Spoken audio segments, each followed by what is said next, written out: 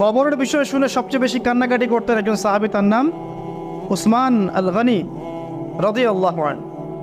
অন্য কোনো বিষয় শুনে তিনি এত কান্নাকাটি করতেন না। এটাই হবে আমাদের জান্নাতের টুকরা অথবা জাহান্নামের গর্ত। আল্লাহ পাক সবার কবরকে জান্নাতুল ফিরদৌস বানায় দেখ। সূরা মুলক রাতের বেলা যারা তেলাওয়াত করবে ইনশাআল্লাহ তাআলা, আল্লাহ পাক তাকে কবরের শাস্তি থেকে বাঁচাবে ইনশাআল্লাহ আযজা ওয়া জাল্লা।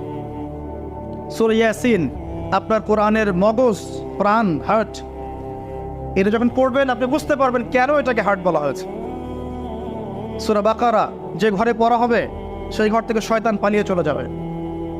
আমরা তো বাড়ি করলে হুজুর ডেকে আনি, তাই না? ঝাড়ফুঁক করাই, বাড়ি বন্ধ করি, তাবিজ করি, কত কি করি না? মাশাআল্লাহ, আসল কাজ করি না।